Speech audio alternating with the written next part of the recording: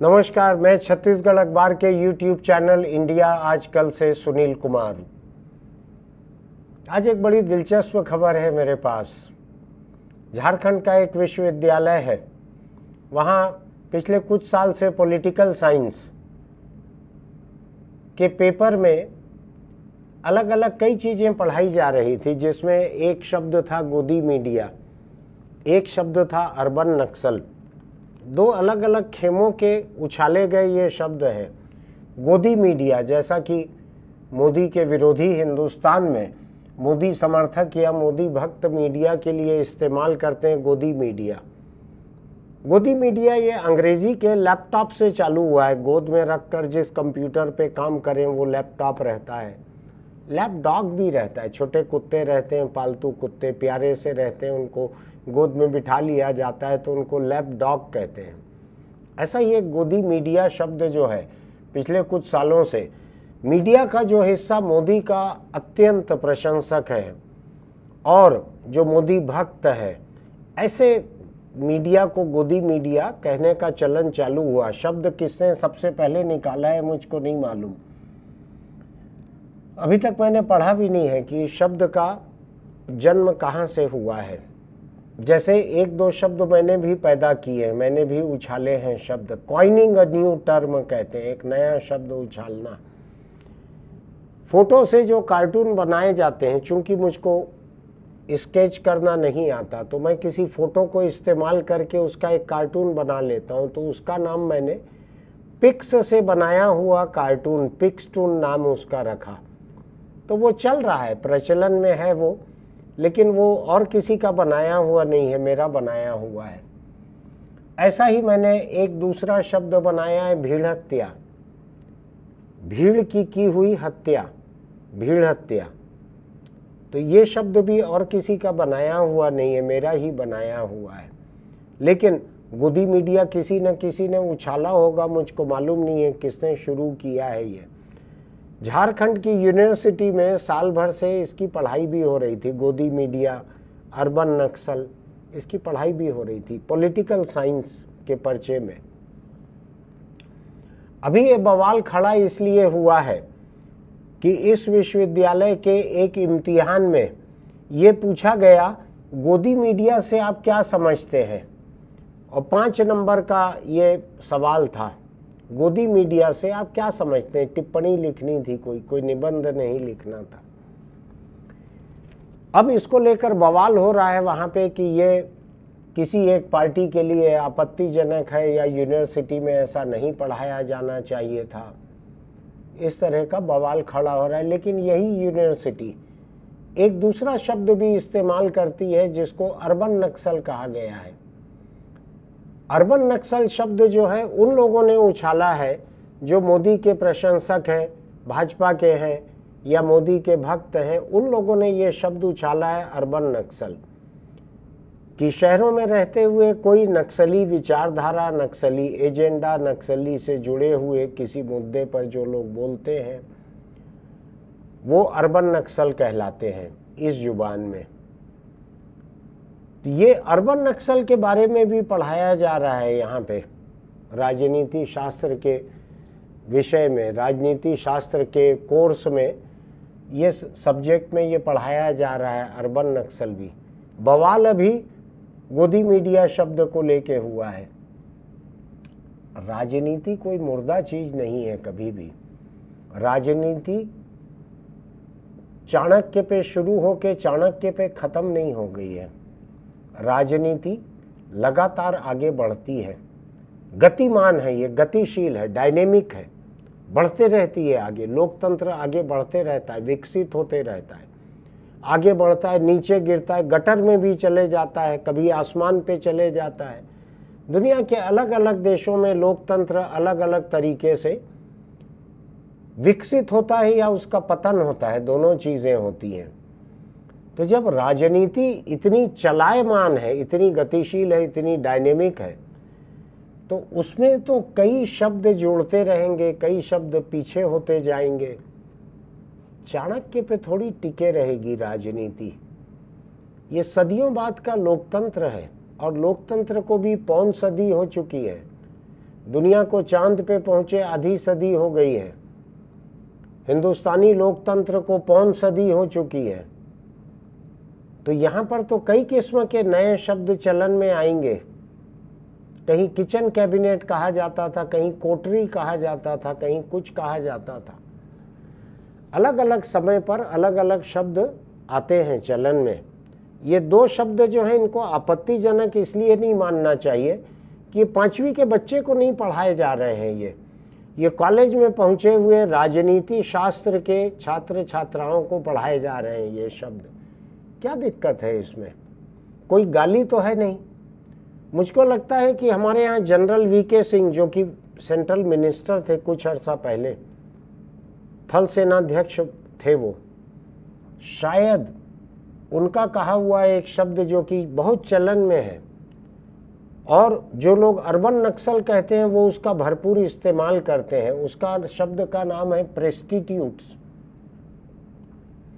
ये प्रॉस्टिट्यूट और प्रेस से मिला के बना है, प्रेस और प्रॉस्टिट्यूट। प्रेस यानी मीडिया के लोग, अखबारों के लोग, और प्रॉस्टिट्यूट यानी अपनी देह बेचने वाली। इन दोनों को मिला के जनरल वीके सिंह ने ये शब्द उछाला था।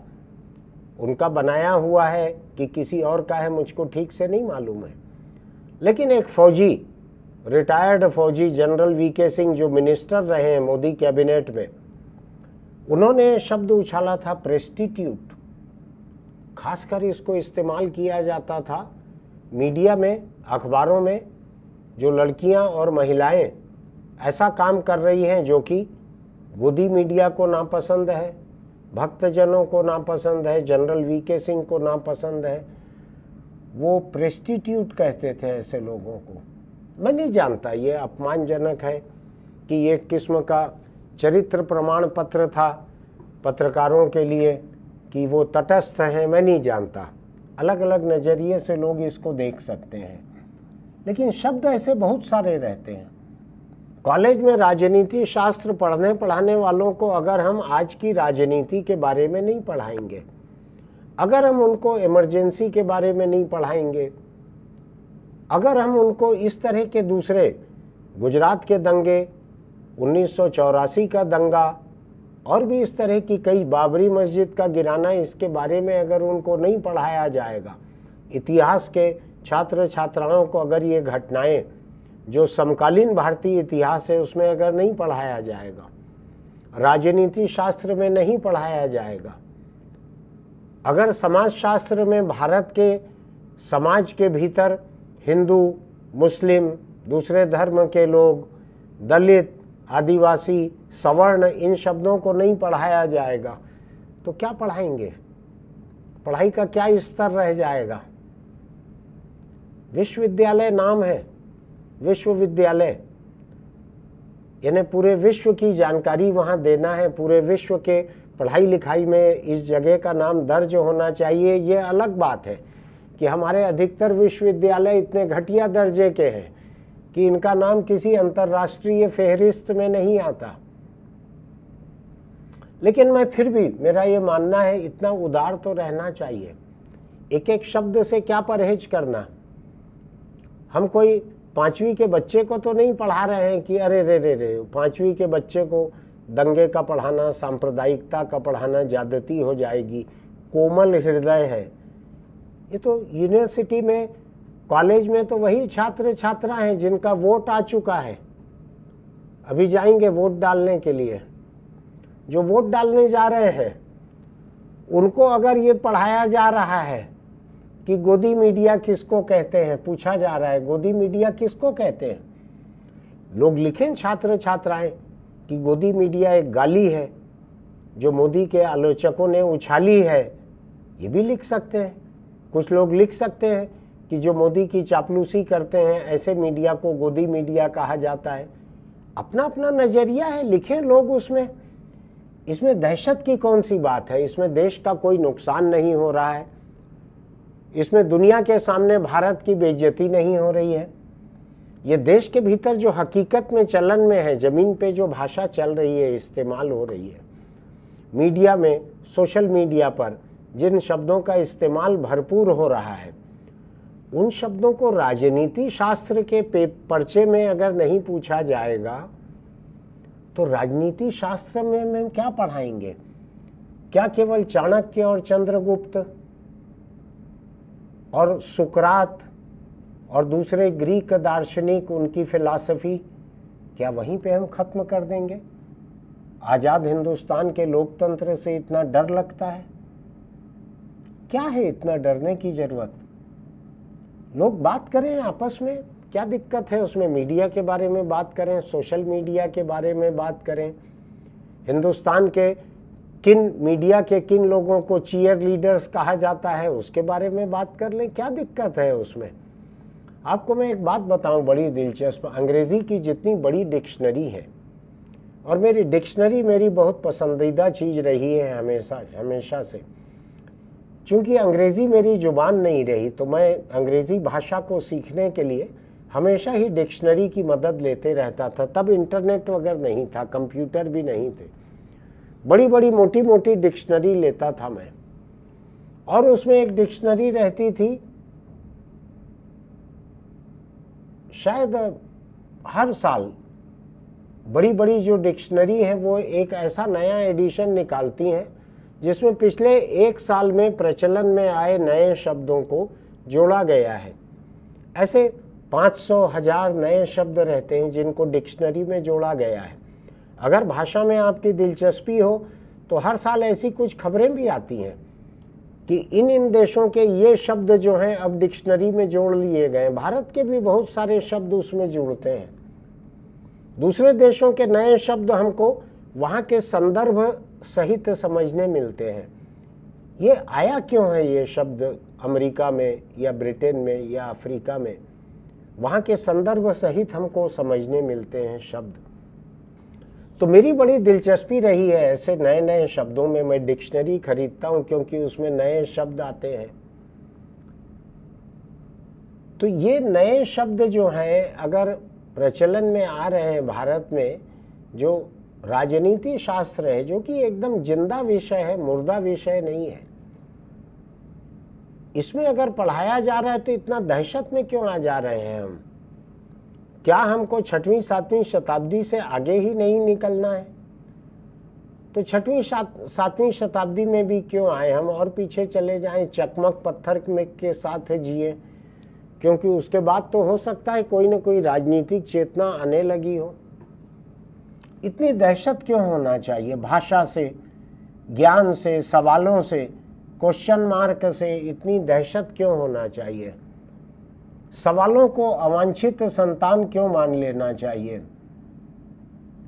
तो मुझको लगता है कि जो गाली दे रहे हैं, प्रेस्टिट्यूट कह रहे हैं, यानी प्रेस और प्रॉस्टिट्यूट को मिला के जो कहा जा रहा है, उस पर भी सवाल पूछ लेते 5 नंबर का, 6 नंबर का, तो मुझको कोई दिक्कत नहीं होती। भारतीय राजनीति में किन किन शब्दों का चलन हुआ है, कौन कौन से शब्द प्रचलन में आए, आगे बढ़े, इन पे चर्चा होनी चाहिए। क्या दिक्कत है इसमें? ये जवान लोग हैं, वोट डाल के एग्ज़ाम देने जाएंगे या एग्ज़ाम दे के आए हैं वोट डालने जाएंगे, इनसे कितना पर्दा करोगे? इनको कितना छुपाओगे? इनको छुई मुई की पत्ती की तरह बचा के रखना ठीक नहीं है कि 20 साल 21 साल के वोटर को आप गोदी मीडिया से बचा के रख लो, प्रॉस्टिट्यूट से बचा के रख लो, प्रेस्टिट्यूट से बचा के रख लो, अर्बन नक्सल से बचा के रख लो। क्या ज़रूरत है बचाने की? उनको सीखना चाहिए कि राजनीति की शब्दावली क्या है। राजनीति की शब्दावली तो हिंदुस्तान में ऐसी नफरत की जुबान से भरी हुई है कि सुप्रीम कोर्ट को हर पखवाड़े चेतावनी देनी पड़ती है कि हेट स्पीच यानी नफरत की जुबान, नफरत की जुबान का जहां भी इस्तेमाल हो रहा है उसके खिलाफ पुलिस रिपोर्ट दर्ज करे, ये स्थानीय शासन प्रशासन की जिम्मेदारी है। तो जुबान तो नफरत की भी इस्तेमाल हो रही है हिंदुस्तान में। मैं देख रहा हूं अभी चुनाव में रोज ही इस्तेमाल हो रही है नफरत की जुबान। चुनाव आयोग अभी कुछ करते नहीं दिख रहा है, शायद बाबूगिरी उसकी ज़्यादा होगी, काम ज़्यादा होगा, सुरक्षा बलों का इंतजाम ज़्यादा देखना पड़ रहा होगा, कार्रवाई नहीं कर पा रहा है कुछ। कुल मिलाकर मैं यूनिवर्सिटी की तरफ लौटना चाहता हूँ। यूनिवर्सिटी के छात्र जो हैं यहाँ से निकल के कहाँ जाएंगे आप बताइए? अगर ग्रेजुएट यहाँ बनेंगे वो हिंदुस्तान के किसी यूनिवर्सिटी में, इनमें से कुछ लोग जो हैं पोस्ट ग्रेजुएशन के लिए पश्चिम के किसी विश्वविद्यालय में जा सकते हैं, ये यूके जा सकते हैं, ये यूएसए जा सकते हैं, ऑस्ट्रेलिया जा सकते हैं। वहाँ तो तमाम चीज़ें खुल के पढ़ाएंगे इनको। हिंदुस्तान के बारे में जो चैप्टर होगा वहाँ पे, वो हिंदुस्तान में जितना दबे छुपे जुबान में बात होती है वहाँ तो खुली बात होगी। तो इनको कितना लुका छिपा के भेजेंगे वहाँ पे, बच्चा जैसा भेजेंगे वहाँ पे? इसकी ज़रूरत नहीं है। जो वोटर हैं उनको ऐसे शब्दों से बचाने की ज़रूरत नहीं है। ये ठीक किया है जिस किसी ने इस यूनिवर्सिटी के सिलेबस में इन शब्दों को जोड़ा है, वो भी ठीक किया है। जिन्होंने पर्चा सेट किया है, इम्तिहान में ये सवाल पूछे हैं, उन्होंने भी ठीक किया है। ज़्यादा समझदारी की बात ये रहती कि दोनों खेमों के एक एक दो दो ले लेते शब्द, तो आपत्ति जो है लोगों की खत्म हो गई रहती है उसमें। लेकिन मैं अभी याद दिला रहा हूँ, बाकी किसी यूनिवर्सिटी में अगर हौसला है तो जनरल वीके सिंह ने प्रेस्टिट्यूट शब्द का बड़ा इस्तेमाल किया है खुलकर। मैं नहीं जानता कि फौज की संस्कृति है किसी महिला पत्रकार के लिए प्रेस्टिट्यूट शब्द का इस्तेमाल करना है क्या है, मैं नहीं जानता। मैं बहुत कम जानता हूँ। मैं फौज में वार करेस्पॉन्डेंट्स कोर्स, युद्ध संवाददाता की ट्रेनिंग के लिए मैं शायद 2 महीने रहा हूँ 1980 में, तो मैं कम जानता हूँ। मुझको लेफ्टिनेंट जनरल सुंदर जी के साथ रहने का मौका मिला था इस ट्रेनिंग के दौरान, जो बाद में ऑपरेशन ब्लू स्टार के मुखिया थे। स्वर्ण मंदिर पर जो ऑपरेशन हुआ था, फौजी कार्रवाई हुई थी भिंडरावाले जिसमें मारा गया था, उसमें जो सुंदर जी मुखिया थे उनके साथ मुझको रहने का मौका मिला था। बहुत ही अनुशासित व्यक्ति थे। उन्होंने कभी कोई प्रेस्टिट्यूट जैसी भाषा नहीं बोली थी। मैं नहीं जानता कि जनरल वीके सिंह ये कहाँ से लेके आए थे। लाए होंगे कहीं से भी, राजनीति में आ चुके थे, केंद्रीय मंत्री बन चुके थे, जहाँ से भी लाए होंगे वो। मैं यहीं पे अपनी बात खत्म करना चाहता हूँ कि समाज शास्त्र है, राजनीति शास्त्र है, लोक प्रशासन है, पब्लिक एडमिनिस्ट्रेशन है, ऐसे जो विषय हैं जिनको पढ़ा के हम लोगों को अगर सच में ही किसी काबिल बनाना चाहते हैं, मोटे तौर पर तो हमारा मकसद ये है कि हमारे नौजवान जो हैं वो माँ बाप की छाती पे मूंग दलते हुए उनके पैसों से कॉलेज में किसी भी तरह के रद्दी कॉलेज, रद्दी यूनिवर्सिटी से एक रद्दी पेपर सरीखी एक डिग्री ले ले जो उनके किसी काम ना आए। हमारा मुख्य मकसद तो यही है। पढ़ लिख के वो सवाल करने लगेंगे, उसको कोई चाहते नहीं है। कोई सवाल होने नहीं चाहिए, इसलिए कोई ढंग की पढ़ाई होनी नहीं चाहिए। लेकिन इस बीच अगर कहीं पे थोड़ी बहुत भी पढ़ाई हो रही है, मैं तो अगर रहता ऐसा कोर्स डिज़ाइन करने वाला, तो मैं तो इस दौर का मीडिया उसके कौन से तरीके थे, इमरजेंसी के दौर का मीडिया उसके कौन से तरीके थे, चुनाव को लेकर कई तरह के 100 तरह के मुद्दे मैं पढ़ाना चाहता इसमें और सवाल पूछना चाहता। क्या दिक्कत है? कोई चुनाव प्रचार थोड़ी हो रहा है। लेकिन हमारे लोग अगर किसी विषय को पढ़ रहे हैं तो हम बाहर की दुनिया में उनको पोस्ट ग्रेजुएशन के लिए, दाखिले के लिए हम तैयार करके तो भेजें। जिनको ऐसे छोटे छोटे आज के चलन के शब्दों से भी हम बचा के रखेंगे, वो आगे दाखिला कैसे पाएंगे किसी अच्छी यूनिवर्सिटी में दुनिया की? आप सोच के देखिएगा। आप भी पढ़े लिखे होंगे या आपके आसपास के लोग पढ़े लिखे होंगे। आप अपने बच्चों को क्या ऐसी पढ़ाई करवाना चाहते हैं जिसकी दुनिया में कोई इज्जत ना हो, कोई कदर ना हो, उनके विश्वविद्यालय का कोई नाम ना हो दुनिया में कहीं? मैं जिस विश्वविद्यालय से पढ़ा हूँ, छत्तीसगढ़ का पहला विश्वविद्यालय था रविशंकर विश्वविद्यालय। उसके बारे में एक समय लतीफ़ा चलता था, सच नहीं होगा ये, ऐसा मेरा भरोसा है। लतीफ़ा चलता था कि नौकरी के जो इश्तहार छपते थे उसमें लिखे रहता था कि students of Ravishankar university need not apply. Ravishankar विश्वविद्यालय से पढ़े हुए लोग कृपया आवेदन न करें। ऐसी अफवाह चलती थी, ऐसे किस्से चलते थे। ऐसा हुआ नहीं होगा कभी। क्या हम सच में ही अपनी विश्वविद्यालय की पढ़ाई को उतना रद्दी करना चाहते हैं कि हम जिंदगी के असल मुद्दों की बातें ही करना नहीं चाहते? आपको भी लगेगा कि मैं 3-4 शब्दों को लेके बात कुछ लंबी कर रहा हूं, लेकिन एक बात समझिए, बाकी की दुनिया जो है ना, वो इतनी कूढ़ मगज, इतनी कुंद बुद्धि, इतना कुएं में जीने वाली नहीं है, खुले आसमान में जीती है। वहाँ के लोग खुलकर पढ़ते हैं, खुलकर पढ़ाते हैं। मैं आपको एक दिलचस्प बात बताता हूँ। मैं यूरोप में एक फिल्म फेस्टिवल अटेंड करने गया था। उस वक्त मेरी मुलाकात लंदन के एक सबसे प्रतिष्ठित विश्वविद्यालय, लंदन स्कूल ऑफ इकोनॉमिक्स, उसके एक पीएचडी छात्र से मेरी मुलाकात हुई थी।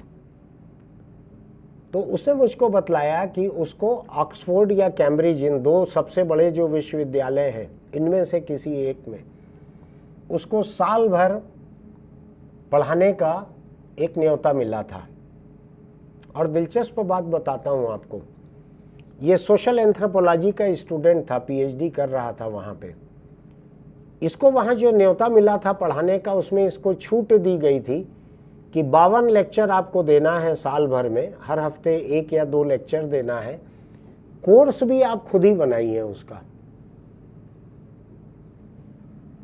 आप सोच सकते हैं कि एक पढ़ाने वाले पीएचडी स्टूडेंट को, जो पीएचडी कर रहा है, उसको पढ़ाने का न्योता मिला उसकी काबिलियत देखकर, और उसको कहा गया कि आपको साल में 52 लेक्चर लेना है इसके ऊपर, और कोर्स आप खुद ही डिजाइन कीजिए। ऐसे विश्वविद्यालय आगे बढ़ते हैं। ऐसे औने पौने विश्वविद्यालय आगे नहीं बढ़ते। उनकी इज्जत अपने घर में भी नहीं होती जहां पर आपको पढ़ाने का हौसला ना हो। विश्वविद्यालय नाम बहुत बड़ा रहता है, विश्व स्तर की बात, उसको इतना घटिया बना के नहीं छोड़ना चाहिए कि एक शब्द कोई पूछ लिया तो लोगों की भावनाएं आहत हो गईं। ये धार्मिक मामला थोड़ी है कि आपकी धार्मिक भावनाएं आहत हो जाएंगी। किसी ने पूछ लिया, गोदी मीडिया तो पूछ लिया, लिखे लोग उसमें कि ये हिंदुस्तान के कम्युनिस्ट या कांग्रेसी या मोदी विरोधी लोगों ने इसको गाली की तरह उछाला है, लिखे लोग उसमें। क्या है, हर तरह की विचारधारा देश में चलनी चाहिए। सोच के देखिएगा इस बारे में, अपने आसपास के लोगों से बात करके देखिएगा। नौजवान मिले, उनसे पूछिएगा जो वोट डालने जाने वाले हैं अभी कुछ दिन बाद, कि ये सवाल राजनीति शास्त्र में ये सवाल पूछा जाना चाहिए कि नहीं, इस विषय पे पढ़ाना चाहिए कि नहीं, कौन कौन से और विषय पढ़ाए जाने चाहिए, पूछ के देखिएगा। हो सकता है आपकी पीढ़ी अलग हो, आज के स्टूडेंट्स की पीढ़ी अलग हो, आपको एक पीढ़ी नीचे या 2 पीढ़ी नीचे के लोगों की बात भी सुनने मिलेगी। मैं तो अक्सर ही अपने से 1-2 पीढ़ी छोटे लोगों से दोस्ती करता हूँ, ताकि मेरी जानकारी हमेशा ताज़ा बनी रहती है। आप भी पूछ के देखिएगा क्या होता है। आपको मेरा ये एडिटोरियल अगर अच्छा लगा होगा तो हमारे YouTube चैनल इंडिया आजकल को सब्सक्राइब कीजिएगा, नोटिफिकेशन की बटन दबाइएगा, लाइक कीजिएगा, इस मुद्दे पर अपनी टिप्पणी लिखिएगा। इस मुद्दे पर या जो मैंने कहा है, जिस पे भी आपको टिप्पणी करना हो आप लिखिएगा नीचे। इसको अपने दोस्तों को भेजिएगा, उनके साथ चर्चा जरूर कीजिएगा। मैं किसी धर्म प्रचारक की तरह एक अंतिम सत्य बोल के नहीं जाता हूँ। मैं मुद्दों को बहस के लिए खोल कर जाता हूँ, उस पर बहस होनी चाहिए। मेरा कहा हुआ महत्वपूर्ण थोड़ी है, एक बहस की संभावना महत्वपूर्ण है। आप अपने आसपास के लोगों को भी इसको भेजिएगा, उनसे चर्चा करिएगा। जब भी थोड़ी बहुत बातचीत होगी, चाय पे, सुबह की सैर पे, रात के खाने पे, शाम रात को आपके कोई और शौक भी हो तो मैं मना नहीं करता उसके लिए, उस पर भी आप चर्चा कीजिएगा इसकी। सिगरेट, बीड़ी, तंबाकू, गुटखा मत खाइएगा, पीजिएगा, उससे नुकसान बड़ा होता है, कैंसर होता है उससे। कैंसर से बचिए। कैंसर के इलाज में परिवार खत्म हो जाते हैं, बिक जाते हैं परिवार, घर जमीन बिक जाती है।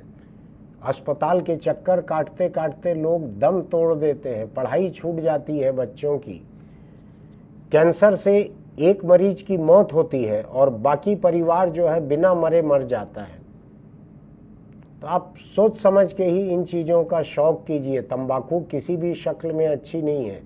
तंबाकू की कुल एक शक्ल रहती है, वो है मौत। तंबाकू की कैसी शक्ल रहती है, इस पे मैंने एक तस्वीर अभी बनवाई है। मैं कोशिश करता हूँ, मेरे वीडियो एडिटर अगर उसको जोड़ देंगे तो मैं उस तस्वीर को आपको दिखाता हूँ। तंबाकू की यह तस्वीर रहती है। जब तंबाकू का शौक हो, आपको तलब हो, इस तस्वीर को याद कीजिएगा जो मैं अभी दिखा रहा हूँ। अगर हमारे वीडियो एडिटर दिखा देंगे तो देखिएगा। फिर मिलेंगे।